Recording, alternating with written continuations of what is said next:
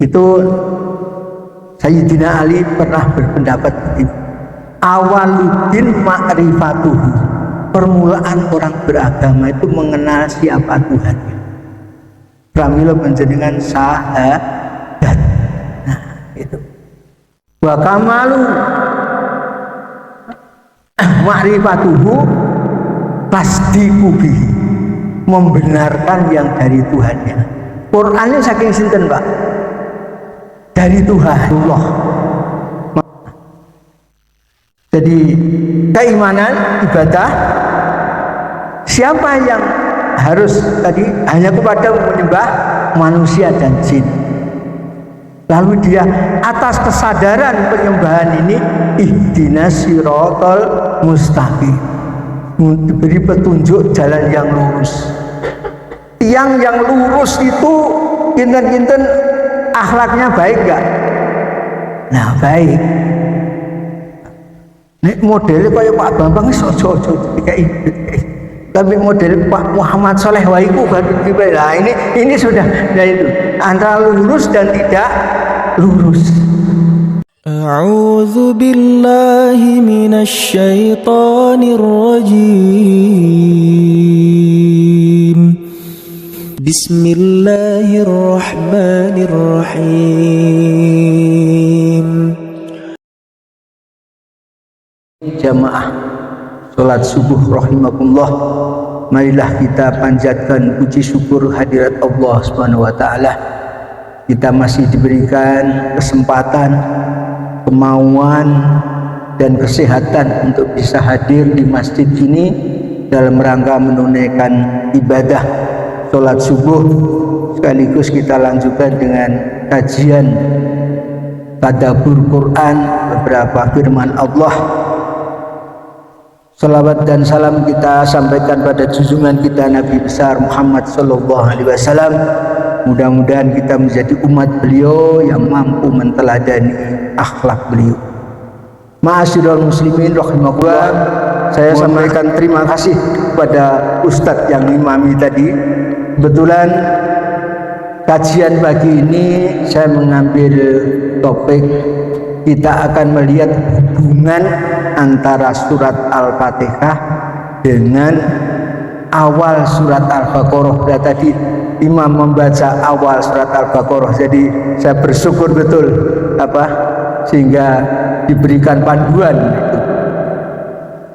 Ma'asyiral muslimin rahimakumullah. Nah, tema ini marilah kita kupas bersama dengan pendekatan pendidikan. Sebelum saya sampai kepada materinya, saya ingin menyampaikan mengapa kok saya nyun sewu cenderung membahas Quran itu dengan pendekatan pendidikan, tidak dengan pendekatan ritual. Ini nyun sewu, ini pengalaman, berdasarkan pengalaman saya ngaji sejak kecil sampai tua ya. Mudah-mudahan Allah menakdirkan sampai Allah memanggil saya, mudah-mudahan. Yang umum memang ritual, pendekatannya yang umum itu ritual. Saya dulu ngaji di kampung itu ya pokoknya iso moco, apal, iso sholat, dan gitu Pak ya.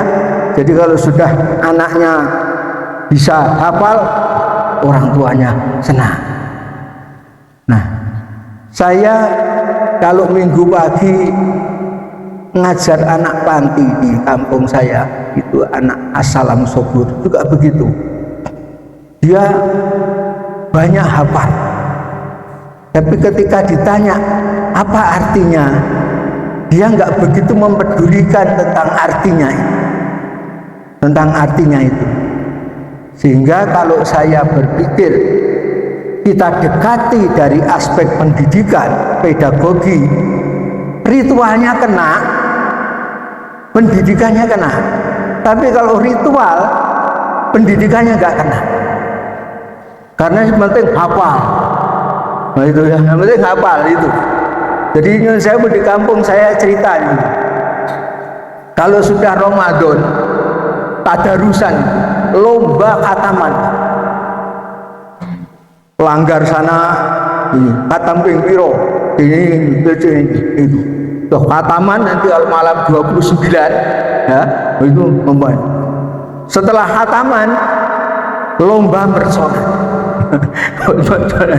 Jadi itu saya mulai berpikir saat itu habis mersonan ini apa kertasnya itu nggak disapu Pak. Kan itu simbol bahwa itu kemeriahan, jadi nggak disapu. Saya lalu berpikir waktu itu saya SD setelah masuk SMP, apa ya kira-kira begitu. Nah, saya itu belum melihat artinya itu apa begitu. Wah taman itu cepet-cepetan gitu. Wah sudah ini enggak. Jadi kalau saya kira ngaji ada kultum Ramadan itu udah gaya perkotaan, gaya pedesaan relatif. Barangkali Bapak ada pengalaman dari desa. Di pedesaan relatif nggak ada kultum ya, nggak ada. Jadi itulah pengalaman itu sehingga saya istiqomah menekuni membaca Al-Quran itu dengan pendidikan. Coba kita hubungkan surat pertama turun itu pun pendidikan. Iqra bismi rabbikal ladzi khalaq, pendidikan. Tidak ada pendidikan tanpa membaca, tidak ada. Jadi pendidikan itu adalah bagian dari aktivitas, yaitu diawali dengan membaca karena membaca itu adalah jendela ilmu. Itu. Surat Ibrahim ayat 1, spiritnya juga pendidikan. Spiritnya pendidikan. Al-Quran diturunkan kepadamu Muhammad untuk mengeluarkan manusia dari kegelapan pada kondisi yang terang benderang. Gelap itu kan simbol kebodohan, simbol keterbelakangan. Terang benderang adalah simbol pencerahan. Dan saya barangkali ada yang rutin ngaji surat Yasin. Surat Yasin pun di awalnya itu spiritnya juga pendidikan. Yasin wal Qur'anil Hakim innaka laminal mursalin ala siratim mustaqim. Quran yang penuh hikmah. Hikmah itu akan bisa kita rasakan kalau kita pahami, kita tadabburi, lalu kita amal. Insya Allah begitu. Nah itulah sehingga saya mengajak Bapak Ibu sekalian ngaji hubungan surat Al-Fatihah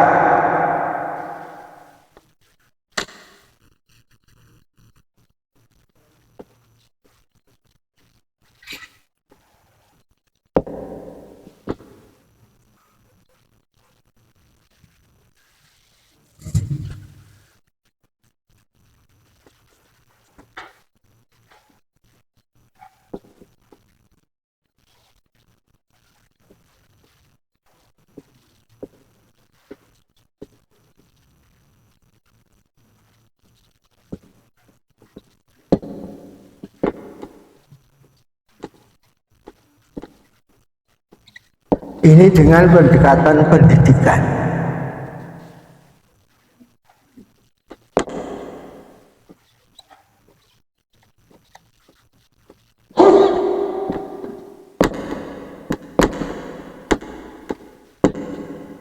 Ngapunten tulisan saya jelek, sakit bisa dibaca ya.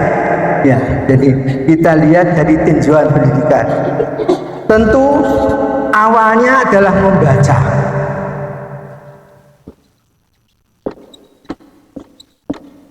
Tapi Quran tidak menyuruh hanya membaca. Karena kalau membaca saja kita belum bisa meresapi esensi maknanya. Apa? Mentadaburi. Tadabur. Ini tidak orang ahli. Kalau tafsir ahli, tadabur ini semua bisa. Sekarang kita sudah dipermudah dengan ada terjemahan Al-Quran, sudah bisa dipermudah. Kalau sudah mentadaburi, mengaktualisasikan, mengamalkan, mengamalkan. Dalam tadabbur itu menjadi paham, menghayati, lalu mengamalkannya menjadi merasakan. Kita sholat tahu arti yang dibaca dengan tidak tentu berbeda. Saya kira berbeda itu. Saya kira berbeda. Jadi baru aktualisasi.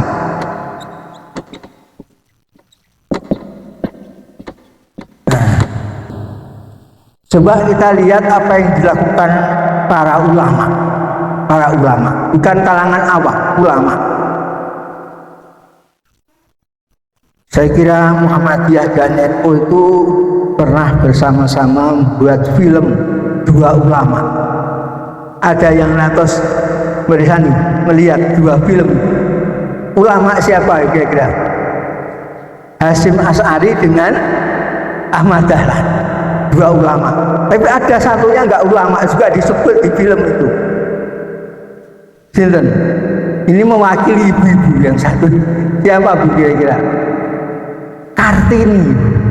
Kartini ya, ada sebut itu. Itu juga saya lihat. Jadi kalau saya hanya berdasarkan pengalaman aja. Orang ngaji itu ada yang pendekatannya ritual, pokoknya ngaji wakil-wakilan muncul. Ada yang rasional, dipikirkan maknanya. Yang ketiga, rasional fungsional. Lah, tiga orang tadi saya sebut, Ahmad Dahlan, Hasyim Asy'ari, dan Kartini sudah rasional fungsional. Coba kita rasakan semua. Ya. Yang Hasyim Asy'ari misalnya, dia kan terkenal dengan fatwanya hubul waton minal iman. Itu kan bukan hadis itu. Bukan hadis kan? Itu hubul waton minal iman. Dari filosofi hubul waton minal iman keluarlah resolusi jihad. Ya. Jihad membela kemerdekaan adalah jihad fi sabilillah. Itu yang saya coba menghubungkan dengan surat At-Taubah ayat 20. Alladzina amanu wa hajaru wa jahadu fi sabilillahi bi amwalihim wa anfusihim a'zamu darajatan indallah.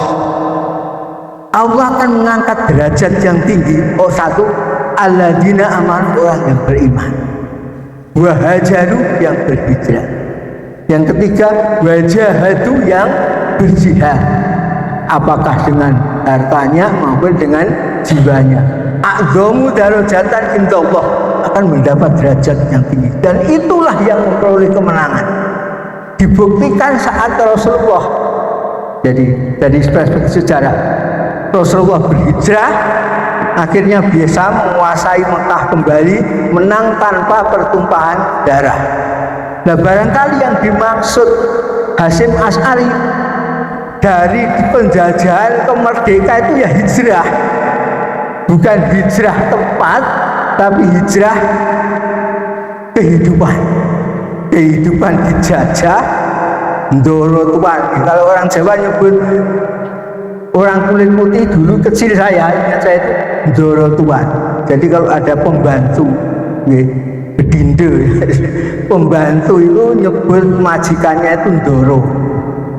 Kalau majikannya orang kulit putih, ndoro tuan. Lebih daripada ndoro tuan.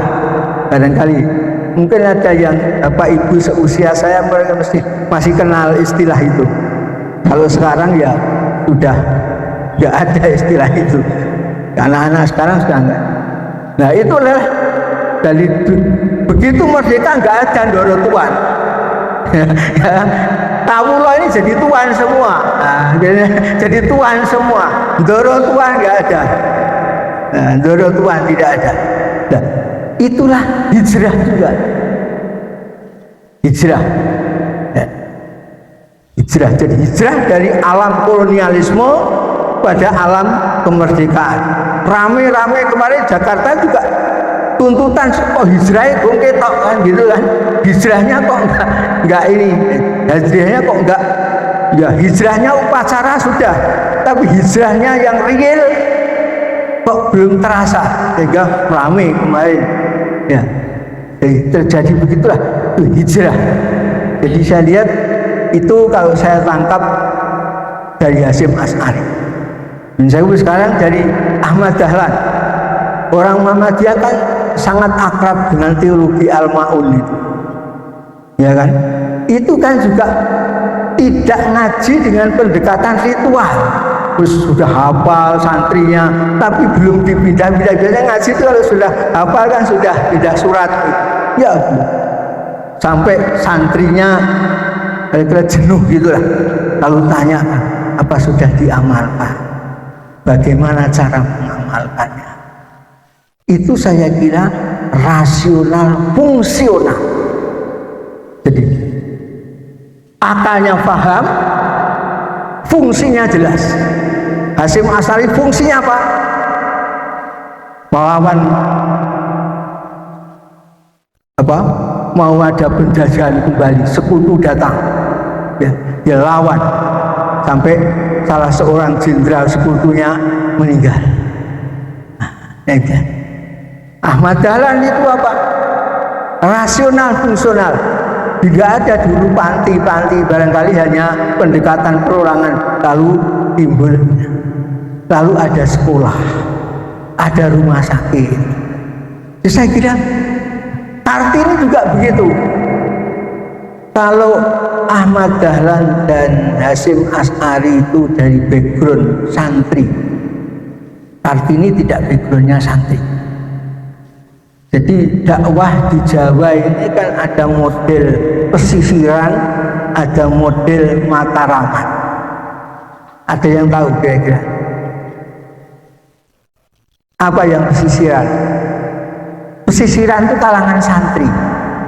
Kalangan santri, santri. Coba lihat, mulai Rembang, Tuban, gitu, kemudian Gresik, Ampel, sampai santri. Itu santri. Ya. Sedangkan Mataraman itu kalangan pedalaman. Pedalaman. Ini kerajaan. Ini priayi, yang ini santri. Jadi dulu ada peneliti, mungkin Pak Husami tahu itu, peneliti yang bagi ada 3, santri, priayi, abangan. Ya. Mungkin saya ini dari abangan. Dengan lihat namanya saja sudah bukan nama santri. Jadi kalau saya ngaku santri, ya bohong gitu. Ya Pak ya. Itu nama. Kalau dulu terlihat santri dan tidak santri itu dari namanya terlihat. Kalau Siti Fatimah santri. Tapi kalau Endang itu ya kira-kira ya itu sudah terlihat. Suparjan itu ya sudah kira-kira. Tapi kalau Muhammad Soleh santri tidak, itu dari nama. Kalau sekarang anak sekarang namanya kan angel-angel sebutannya Ibu ya. Jadi agak sulit sekarang itu. Jadi kalau dulu terlihat itu, backgroundnya itu terlihat. Jadi saya terus terang bisa ngaji ini hasil reboisasi, Pak. Hasil penghijauan. Jadi abangan ini kan simbolnya merah, ya Pak ya. Nah, itu. Jadi itu. Jadi apa namanya? Tadi sudah saya lihat bahwa rasional fungsional. Itu. Nah, sebenarnya Islam yang dikehendaki adalah itu. Tidak sekedar hafal, tapi fungsinya jelas. Dan sewu. Nah, saya kembali kepada tadi, jadi rasional fungsional. Kartini juga begitu. Kartini kalangan priayi. Di kalangan priayi. Ketika berguru pada Kiai Soleh Darat Semarang, Kartini ini usul pada kiainya.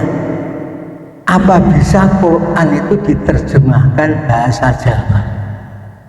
Jadi dia. Jadi sudah luar biasa nih. Dia usul. Kenapa? Supaya yang ngaji ngerti. Dengan rasa berat, Kiai Soleh itu yang menerjemahkan itu tidak mudah. tapi saya percaya tentang kealiman kiai. Akhirnya diterjemahkan. Setelah diterjemahkan, ini ditulis di buku Api Sejarah, tulisan Mansur Ahmad Suryanegara, Api Sejarah. Kartini setelah diterjemahkan, dia katakan begini, alangkah bodohnya saya, di samping saya ada kekayaan segunung, saya tidak tahu. Jadi hikmah Quran itu digambarkan oleh Kartini seperti kekayaan segunung, tapi dia tidak tahu karena nggak tahu artinya. Nah, nggak tahu artinya.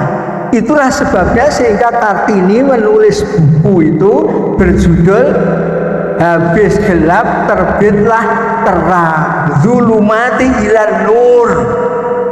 Itu berangkat dari Al-Baqarah 257 dan Ibrahim ayat 1.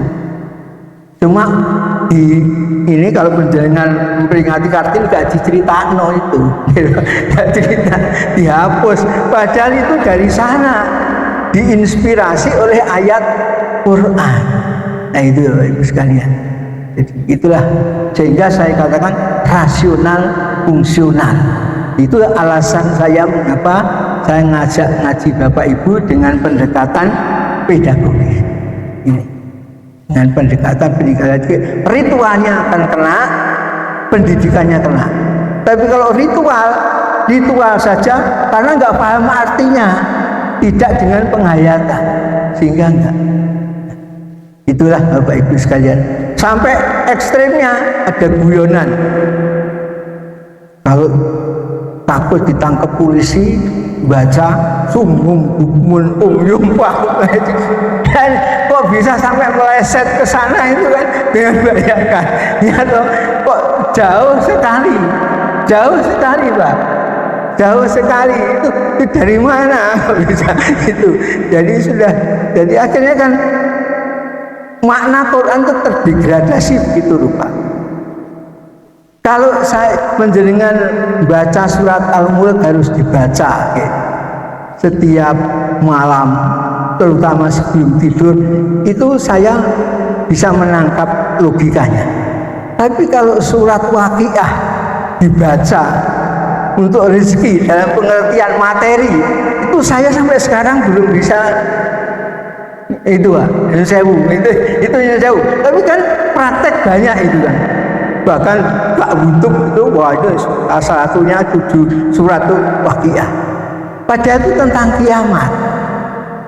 Kalau Waqiah itu adalah iman, itu masuk gitu.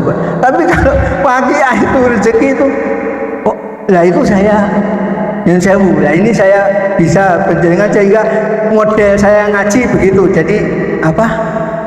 Ya kita pahami itu sedikit, saya kira nggak apa, tapi yang penting kita paham. Nah, saya menggunakan metode apa? Nah, tadi kan pendekatannya pendidikan. Metodologi lagi. Saya gunakan komparasi ayat, perbandingan ayat, supaya kita bisa tahu keterkaitan antara ayat satu dengan ayat yang lain. Boleh jadi tidak satu surat, Pak, adalah lain surat. Karena saya amati selama ini Quran itu yang temanya runtut. Satu tema itu surat Yusuf, surat Al-Mulk, surat Waqiah diantaranya itu. Yang lain itu kapita selekta. Ya ceritanya bervariasi, termasuk Al-Baqarah itu bervariasi sekali. Mungkin maksudnya Allah dengan variasi itu supaya diperbandingkan ayat satu. Itu coba kalau kita hubungkan dengan surat Al-Anfal ayat 2, ciri orang yang beriman adalah kalau disebut asma Allah gemetar hatinya, kalau dibacakan ayat-ayatnya bertambah kualitas keimanan. Nah itu kan dia harus paham ayatnya, dikomparasikan antara ayat satu dengan ayat yang lain. Gaduh Pak, gaduh itu. Nah itulah sehingga kita harus mampu mengkomparasikan itu. Nah gaduh. Jadi metode yang saya gunakan mengkomparasikan ayat, bisa jadi satu surat, bisa dari surat yang lain. Nah sekarang kita masuk materi, kita komparasikan ayat. Tadi awal Al-Baqarah sudah dibaca imam tadi, sekarang Al-Fatihahnya. Ada berapa ayat? 7 ayat. 7 ayat itu kalau kita pilah-pilah, ada 3 spirit di sini. Ayat 1 sampai dengan ayat 4 itu soal iman. Bismillah soal iman.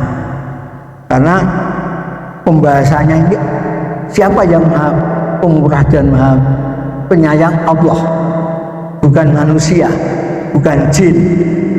Alhamdulillah siapa? Pencipta, Rabb, Allah. Ar-Rahmanir Rahim siapa? Allah. Malik siapa? Allah. Ini iman. Jadi ada satu titik ketemu titik keimanan. Tapi begitu sampai ayat kelima, iyyaka na'budu wa iyyaka nasta'in, bukan Allah lagi. Hanya kepadamu aku menyembah, Allah penyembah. Ya kan? Siapa itu? Manusia dan jin. Nah, ini soal ibadah. Tauhid tauhid uluhiyah.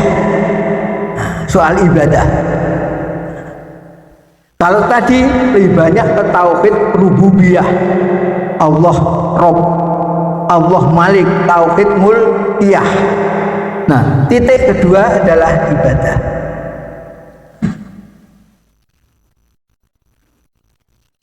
Rajin ke masjid, tapi mbek tonggone gak akur. Saya ini pembeton.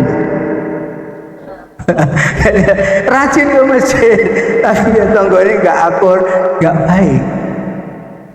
Jadi, nah saya umpamakan ibadah itu adalah aktualisasi keimanan, gitu.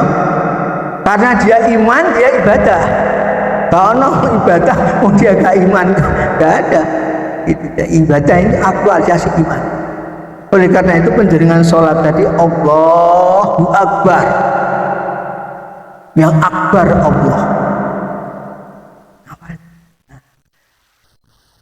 Jadi ibadah ini kalau kita dari ini kita tarik, ini harus lurus karena ibadah ini pencerminan keimanan.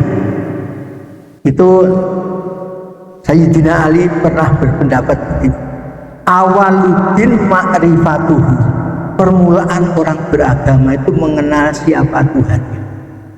Pramila panjenengan syahadat. Nah itu wa kamalu ma'rifatuhu tasdiqu bihi, membenarkan yang dari Tuhannya. Qurannya saking sinten Pak? Dari Tuhan. Makanya begitu sinten kasus Az-Zaitun bahwa Quran itu olah Rasulullah itu ramai kan, jadi ramai. Karena selama ini kita pikir Quran itu adalah kalamullah, gitu, yang menyampaikan Rasulullah. Jadi keimanan ibadah, siapa yang harus tadi hanya kepada menyembah manusia dan jin. Lalu dia atas kesadaran penyembahan ini ihdinas siratal mustaqim, diberi petunjuk jalan yang lurus. Tiang yang lurus itu kinten-kinten akhlaknya baik enggak? Nah baik. Nek modelnya kayak Pak Bambang ojo kayak tapi model Pak Muhammad Soleh Waiku baru nah ini sudah nah itu antara lurus dan tidak lurus. Ini titik ketiga akhlak. Nah ini kita hubungkan ke Pak sekalian. Jadi yang kayak kata saya upamakan, keimanan itu fondasinya. Saya kalau di masjid ini nggak kelihatan fondasinya. Ibadah itu konstruksinya ini. Akhlak itu atapnya. Kita bisa sholat di sini setelah masjid ada atapnya. Coba, walaupun ini pondasinya beton, cakar ayam itu konstruksinya kokoh, kalau belum ada atapnya menjenengan bisa menikmati? Nggak bisa. Baik masjid maupun rumah. Orang beragama kalau keyakinannya tinggi, rajin ke masjid, tapi akhlaknya gak nyopol tonggone tadi, ya itu, ya nggak klop. Maka ini harus konsisten, Pak. 3 ini harus satu kesatuan yang berbeda tapi nggak bisa dipisahkan. Nah, mudah-mudahan kita bisa seperti itu. Bisa seperti itu, Pak. Nah, ini memang sulit, Pak. Memang sulit. Jadi saya kira umatnya Indonesia ini kan persoalan terpisah. Terpisah ini. Andai kata nggak terpisah, ya orang saya kira damai saja, ya Pak ya. Jadi yang joget di DPR ya saya kira nggak ada, andai kata nggak terpisah. Karena terpisah itu, Pak. Terpisah.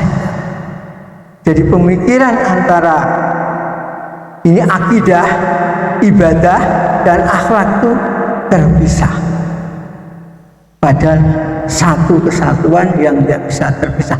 Itulah yang membedakan antara orang yang beragama dan orang yang tidak beragama. Itu.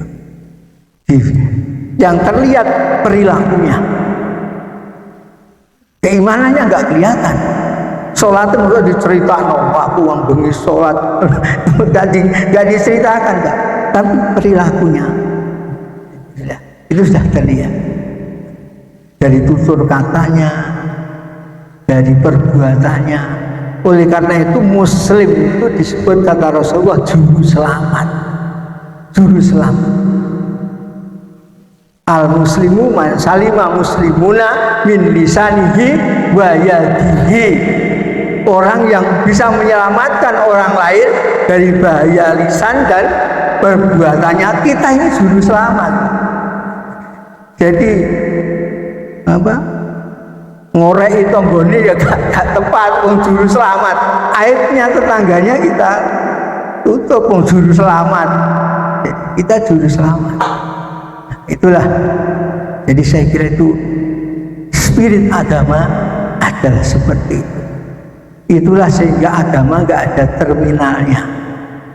Kalau pendidikan formal kan terminalnya SD, SMP, S1, S2, S3. Agama nggak kenal. Ya dari lahir sampai mati. Bahkan kalangan wis mati pun jadi ajari. Ya Pak, lihat Pak. Ya jadi itulah kalian. Jadi, tapi dengan santai gini penjaringan ya. Jadi supaya nggak terlalu formal gitu. Jadi itulah kita bisa rasakan bahwa agama itu. Ya. Oleh karena itu tidak ada agama Islam tanpa Quran. Kita nggak menangi Rasulullah. Sahabat Rasulullah nggak menangi, yang penjaringan menangi siapa ya? Cerita tapi itu, cerita juga itu. Tapi karena ada Quran, kita bisa. Itulah sebabnya sehingga Quran itu harus fungsional strategis, Pak. Jadi harus difungsikan dan punya arti penting. Punya arti penting. Tidak hanya soal perorangan, bahkan urusan publik itu nanti kita lihat pada dibaliknya ini. Tapi sampai di sini penjaringan bisa paham ya, bahwa satu kesatuan yang tidak bisa dipisahkan sekalipun berbeda, memang berbeda. Rukun. Oleh karena itu di hadis Jibril itu kan Rasulullah dites oleh malaikat Jibril juga apa itu Islam, apa itu iman, apa itu ihsan. Ihsan itu refleksinya pada akhlak ini. Ada akhlak itu. Puncaknya ihsan itu. Hendaknya engkau beribadah seolah-olah melihat Allah. Tapi kalau tidak bisa, ketahuilah Allah Maha melihat kamu. Di potongan surat Al-Hadid 4, wa huwa ma'akum aina ma kuntum wallahu bima ta'maluna basir. Allah senantiasa menyertai kamu dimanapun kamu berada, ya. Ketahuilah Allah Maha melihat apa yang kamu kerjakan. Jadi ya kemanapun penjenengan Allah menyertai, walaupun istrinya nggak menyertai. Menyertai terus kemanapun dia berada. Nah kalau orang seperti ini berani bohong, betul? Nggak akan berani bohong karena merasa ada. Ya ini Allah. Kita bisa bohong itu kan karena Allah kita tiadakan. Mungkin jauh kita keluar masjid ini, ono dompet lagi, tak ono wong sing roh, waduh, pendelok isi ini kok tebel. Kalau penjenengan masih ingat Allah, penjenengan umumkan lewat apa, satpam ini, kok ono dompet tarik nang kene, tapi kan wah, golek kalau itu kan aman nih, nah itu misalnya, nah itu kalian lihat itulah, jadi apa ya itu gambarannya seperti itu, sederhana saja sebetulnya itu. Jadi kalau kita selanjutnya ingat Allah, insya Allah kita akan itu. Nah, itulah oleh karena itu Al-Mulk harus dibaca sebelum tidur gitu. Nah kita ini kan jadi ini harus satu kesatuan dan ada konsistensi. Nah, ini hubungan antara keimanan dan ibadah itu bisa kita baca di surat Toha. Nanti komparasinya ayat insya Allah 14. Ya, insya Allah 14. Aina ma kuntum innani anallah la ilaha illa ana fa'budni wa aqimis sholata li dzikri. Aku ini Allah.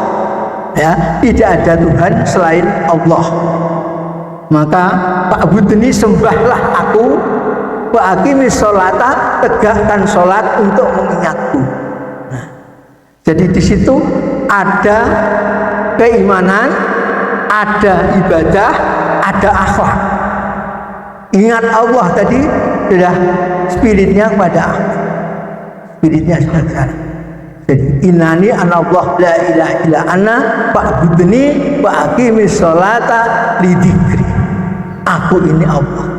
Tidak ada Tuhan selain aku, maka sembahlah aku. Kemudian tegakkan sholat untuk mengingatku. Untuk mengingatku. Dan nyun sewu, sebetulnya kalau saya sederhanakan, misi sholat ini kan dua.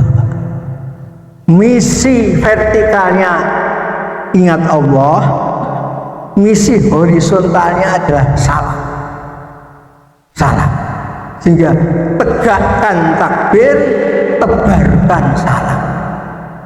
Dan saya kalau Indonesia ini isinya 87% orang Islam, bisa menegakkan takbir, menebarkan salam, enten demo kemarin betul. Nggak ada, Pak. Nggak ada, Pak. Karena tegak, takbirnya tegak. Nah kita ini seringkali pinter mengucap takbir, tapi belum tentu bisa menegakkan takbir. Itu. Mengucap takbir mudah, Allahu Akbar, mudah.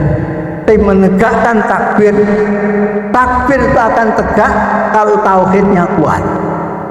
Tidak mungkin takbir tegak tauhidnya tidak kuat. Pramila itu kalau kita takbiran itu Allahu Akbar, Allahu Akbar, la ilaha illallah, wallahu akbar, walillahil hamd. Ya. Jadi takbir tauhid. Kemudian lalu memuji Allah. Takbir, tahlil, tahmid. Satu kesatuan yang nggak terpisah.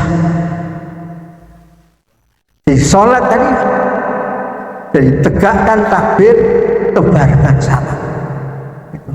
Salam itu horizontal, takbir itu bisa kita komparasikan di surat Al-Qasas 77. Wabtaghi bima ataqallahu darul akhirah wala tansa nasibaka minad dunya wa ahsin kama ahsanallahu ilaika wala tabghil fasada fil ard. Carilah dengan apa yang dianugerahkan Allah kampung akhirat. Orang yang sholat ini kan mesti berpikir akhirat, karena agama kita mengajarkan akhirat. Kalau orang berpikir akhirat, dunianya kena, tapi kalau orang berpikir dunia, akhiratnya luput. Dari situ kita akhirat, jadi maka dunianya akan kena. Tapi jangan lupa nasibmu di dunia. Di dunia kita nggak bisa hidup sendirian, hidup bersama. Pulau ngoceh teng mriki karena panjenengan rawuh. Kalau saya ngoceh di sini panjenengan nggak ada, kira-kira sopo sing miring itu. Coba panjenengan lihat kira-kira. Jadi andai kata panjenengan nggak hadir, walaupun tak usah minta saya ke sini, saya yang balik. Jadi di situ kita bisa lihat. Jadi di situ apa namanya? Maka imbasmu di dunia apa?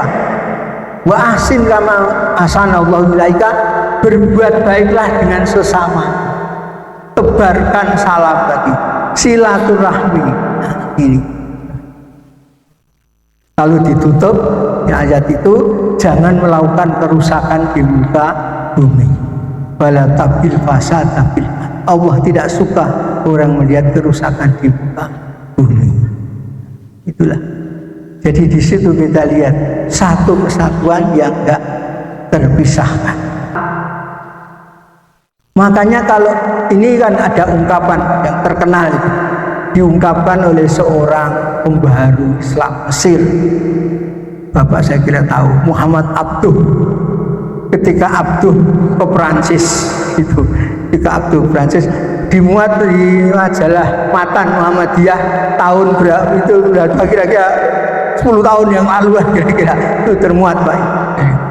Jadi Muhammad itu cerita Islam itu kafah beginilah kira-kira Pak ya keseluruhan. Lalu lawan bicara tanya, coba saya Bapak tunjukkan, Tuhan tunjukkan masyarakat mana yang seperti itu. Masyarakat orang itu kan biru. Iya, saya di Mesir melihat Muslim tapi nggak melihat Islam. Saya di sini melihat Islam tapi nggak melihat Muslim. Jadi artinya perilaku Islamnya, objektivitas Islamnya tampak, tapi Muslimnya nggak ada. Karena mereka umumnya adalah orang kafir atau non Islam. Di Mesir Islam tapi perilakunya itu bagi candaan, bagi ya itu Pak. Jadi napa nggih, jauh panggang dari api. Itulah Pak, jauh panggang dari api. Itu ya. Insya Allah itu kan karena ketidaktahuan panjenengan. Makanya ini ada seorang seperti panjenengan yang terkenal sekarang, Ustadz Felix. Ya, Ustadz Felix kan cerita, dia dulu non Islam, terus gak beragama, gak yakin memang. Ya, ketika dia baca Quran, jadi Allah kan menantang yang dibaca imam tadi. Kalau meragukan, akan buatlah satu surat saja, ya. Jadi menantang Allah kalau kamu tahu. Nah, Ustadz Felix justru masuk Islam tertarik di situ. Yang lain itu menghindari kalau dikritisi, ini menantang orang untuk dikritisi. Nah, di situ. Jadi saya kira penjenengan tadi kan melakukan itu karena atas dasar tidak tahuannya, insya Allah gitu. Tapi panjenengan banyak bertaubat saja. Mudah-mudahan. Jangankan seperti panjenengan, kita pun harus senantiasa bertobat ya. Al-Hasr 18. Ya ayyuhalladzina amanu taqullaha wal tanzur nafsum ma qaddamat lighad wattaqullaha innallaha khabirum bima ta'malun. Wahai orang yang beriman, bertakwalah kepada Allah, dan hendaklah setiap orang memperhatikan apa yang telah diperbuatnya. Jadi noleh masa lalu. Mungkin kalau kita berumur sekarang, kalau saya sudah mau 70, dia noleh ke belakang, oh kok lorek sih kan, begitu kira-kira gitu. Ya jangan loreknya diteruskan, ya. Maka waspadalah, ke depan harus hati-hati. Nah, itu muhasabah. Nah, sekarang kita sudah sampai pada takwa. Nah ini kita lihat. Jadi kita lihat bahwa di awal surat Al-Baqarah itu menampilkan 3 tipologi orang. Ada mutakin, ada kafir, ada munafik. Ini saya hapus. Mutakin ini positif, Pak. Inilah yang dikehendaki Islam. Inilah yang dikehendaki Islam. Kafir ini negatif, Pak. Munafik ini juga negatif, Pak. Nah, jadi kita bisa lihat. Nah ini berbeda, mutakin dan kafir ini berbeda.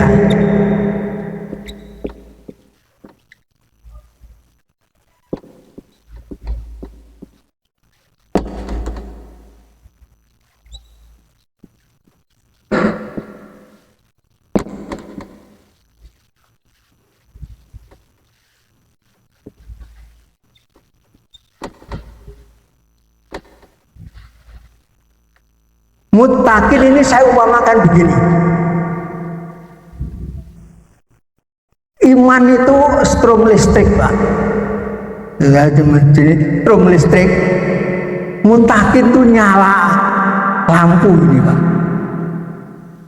Tidak mungkin lampu ini bisa nyala tanpa strom listrik, gitu. Gitu. Nggak mungkin. Jadi bisa mutakin karena ada iman. Tidak mungkin orang beriman tanpa orang bisa bertakwa tanpa iman. Iman itu refleksi dari ketakwaan. Oleh karena itu nasihat yang paling baik setiap Jumat itu nggak ada kecuali nasihat takwa. Dan sudah diterjemahkan ASN ya takwa gitu. Panca Prasetya Polri takwa. Kemudian si Satpa Marga ya Pak ya, itu takwa. Wah itu takwa sudah tidak lagi bahasa agama, tidak bahasa masjid, sudah bahasa profesi semua, Pak. Ini ya. Karena semua betul ya. Itulah yang di surat Ibrahim sudah terang benderang. Nah, ini kegelapannya sudah hilang. Itu ilustrasinya kira-kira antara iman dan takwa itu gampangnya saya umpamakan strom listrik dengan ya. Dan ini bisa nyala itu kalau ada tombolnya, Pak. Tomijatnya benar. Itu syariatnya harus benar. Jadi sehingga nyala itu. Nyala. Itulah ilustrasinya. Sehingga takwa ini sangat penting karena refleksi daripada sebuah keimanan. Kata Jibril, awaluddin ma'rifatuhu, kenal Allah, iman, ya. Tasdiqu bihi, membenarkan dari Allah, percaya Quran itu. Lalu bakamalu tasdiqu bihi tauhiduhu, mengutamakan yang dari Allah itu. Puncaknya bakamalu tauhidu ikhlasullahu, ikhlas berbuat baik di masjid, di luar masjid, di rumah, di kantor, semua karena Allah. Kalau seperti itu kira-kira kan orang kantoran ya bagus loh. Orang pasar ya bagus, Pak. Ini bagus semua, Pak, insya Allah. Dan tadi sebelum sholat saya tepang, mungkin ada yang dulu di Pemkot ya. Saya itu ada cerita, Pak, waktu saya belum pensiun. Ada seorang, kebetulan dia pendeta, minta memperbarui KTP. KTP. Ya saya di tempat saya terdengar kok gegeran. Setelah saya keluar, apa ini? Ini loh Pak, mau berbaru KTP tapi nggak bawa surat dari RT, RW, dari desa nggak bawa. Nah persoalannya apa? Masanya habis.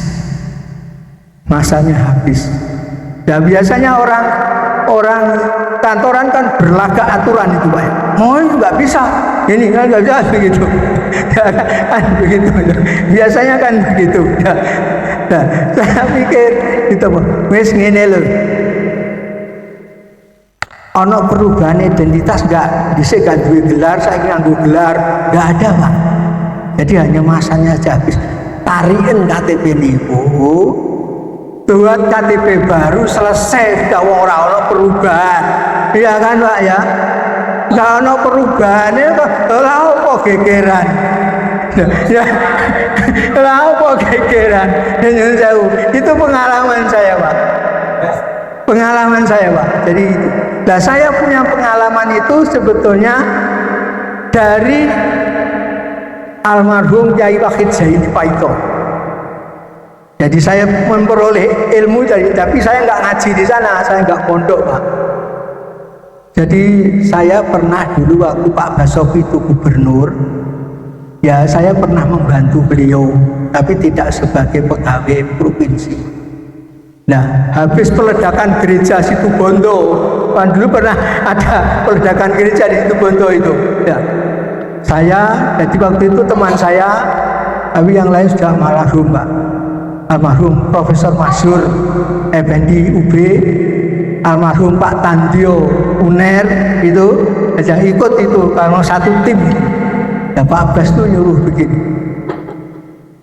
Pak Bambang adakan pertemuan ulama daerah Tapal Kuda. Waduh, aku ki salah satu kiai ora ono sing tak kenal.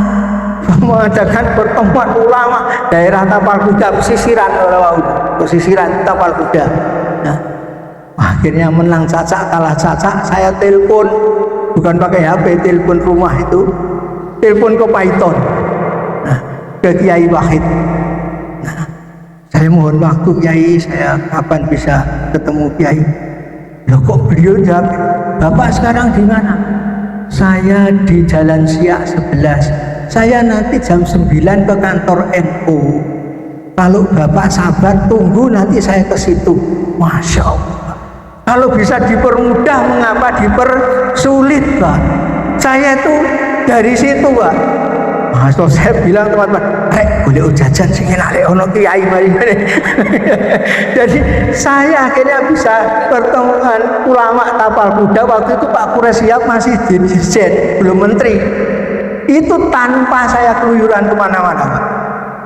Nah itulah saya, Masya Allah, Kiai Wahid Zaini Paiton itu pengalaman saya. Nah pengalaman yang nggak enak tadi waktu saya di kecamatan, wah kok gue heran gara-gara itu. Lah kalau pola pikirnya semua aparat itu seperti itu, insya Allah mudah selesai Pak. Dan hal-hal yang sulit akan selesai. Itu saya pernah alami juga waktu menjelang tahu kasus Poso. Poso itu konflik antara Islam dan Kristen. Nah saya kan di Batu Pak. Immanuel sekolah itu Kristen. Immanuel itu muridnya banyak. Ya, ini Poso itu Pak. Ke situ karena ketakutan, ya kan? Ketakutan, lari ke situ, nggak punya akte kelahiran, nggak punya akte kelahiran. Nah masa harus putusan pengadilan jalan gitu? Berapa lama Pak? Akhirnya saya ya waktu itu wali kotanya, ya apa Pak Bambang? Ya gini aja Pak Wali. Kalau dari Immanuel berani buat pernyataan ini anaknya ini, yang nggak tahu betulnya itu ya saya terbitkan akte sudah supaya dia tenang sekolahnya. Gitu. Akhirnya Immanuel buat ada yang ini buat pernyataan ini, Ada 60 orang saya beri akte, Pak. Waktu saya serahkan dia nangis, Pak. Nah ini. Jadi masa saya harus ke Poso sana Pak meneliti biayanya sopo Pak? Ya itulah barangkali sebuah ini Pak. Jadi saya kira hal-hal seperti itu insya Allah kalau kita bisa menampilkan itu akhlak, itu adalah akhlak. Jadi saya kira itu jadi apa namanya, sehingga ASN harus takwa, ya, prajurit harus takwa karena spiritnya itu. Jadi takwa itu ini sebagian saja. Coba kita lihat, ya. Vitalitas takwa, jadi takwa itu vital sekali. Nyun sewu ibaratnya kalau orang Jawa melihat organ vital itu kan permono, ya Pak. Jadi bagi orang beragama takwa itu permono, permono, vital betul, vital betul, harus dijaga, harus dijaga betul itu, karena permono itu Pak. Ya apa? Kita akan bisa meninggal dalam keadaan muslim juga takwa. Ya ayyuhalladzina amanu taqullah haqqa tuqatih wa la tamutunna illa wa antum muslimun. Jadi kalau enggak takwa ya sulit kita nanti. Takwa. Kemudian ini yang saya ambil garis vertikal aja. Kemudian Al-Baqarah 197. Ya ayyuhalladzina amanu qulu fis-silmi kafah wa la tattabi'u khutuwatis syaitan. Jadi Al-Baqarah ini takwa sebagai bekal, takwa sebagai bekal. Sebaik-baik bekal adalah takwa. Baik bekal. Lah tentu bekal ini bukan bekal materi. Sama dengan perumpamaan takwa di surat Al-A'raf 96. Allah memberikan pada kita itu 3 model pakaian. Pakaian penutup aurat, ya yang kita pakai ini, menutupi yang permono tadi, menutup pakaian perhiasan. Lalu pakaian yang paling baik kata Allah, libasun takwa, adalah pakaian takwa. Menutup aurat adalah zahir, perhiasan ini hanya psikologis. Ibu-ibu kalau buah nggak pakai gelang nggak pede, gitu, nggak pede. Padahal nggak gelangan ya orang apa-apa. Jadi lihat ini kan, ini kan psikologis saja Pak. Mungkin ditingkatkan bisa saja kedudukan psikologis juga. Tapi yang paling baik kata Allah takwa, pakaian hati, pakaian hati. Jadi itu adalah takwa. Jadi vital sekali soal takwa ini. Sampai ini barangkali sudah hampir habis ya. Keberkahan negeri saya singgung ini. Al-A'raf 96. Nah, ini urusan publik. Walau ana ahlal qura amanu wattaqau lafatahna alaihim barakatim minas sama'i wal ardi walakin kadzabu fa akhadnahum bima kanu yaksibun. Jikalau penduduk satu negeri ini, saya penduduk Indonesia ini, benar-benar beriman dan bertakwa, kata Allah, pasti dibukakan pintu berkah dari langit dan dari bumi. Tapi kalau mendustakan ayat-ayat kami, boroh tok di sini, boroh tok di sini, akan disiksa akibat perbuatannya. Demo kalau ini boroh nopo. Itu juga ada seperti itu karena banyak borohnya daripada takwanya. Jadi saya umpamakan misalnya penjenengan beli beras ibu misalnya 1 karung, ya, 1 karung beras itu umpamakan penduduk, ya 1 karung. Kalau beras 1 karung itu 75% isinya beras baik KW1. Kita memejamkan mata nyawuk gini kita ketemu beras baik. Tapi kalau beras 1 karung itu 75% KW sekian Pak, penjenengan jelimet situ endi ya sing apik endi. Penjenengan kalau mau pemilu coba lihat. Coba lihat. Ya Allah, iki enggak tahu. Gitu. Partai politik juga gak menjelaskan kabeh ngaku apik. Kabeh ngaku apik. Jadi situ dalam jadi ya memang itulah benaran Al-Quran. Nah, sehingga menurut saya memang masjid ini jangan sampai disterilkan dari isu-isu peribadatan maupun isu-isu kebangsaan publik. Sebab kalau nanti ini negara isinya sarang penyambut, Pak. Nanti negara isinya sarang penyambut. Sekarang kan timbul politik itu kotor ya. Tapi ini ikut sengisi yang kotor kira-kira yo. Nah ini. Nah kalau orang baik ke sana, yaitu ujian. Ujian. Ya, saya kira itu Pak ngaji pagi ini mudah-mudahan bisa dipahami dan mohon maaf kiranya ada tutur kata saya ini tidak tepat. Saya kira mudah-mudahan Allah menjadikan kita Al-Quran itu strategis untuk menata kehidupan kita di dunia wal akhirah. Wabillahi taufiq wal hidayah. Wassalamualaikum warahmatullahi wabarakatuh. Alhamdulillahi rabbil alamin.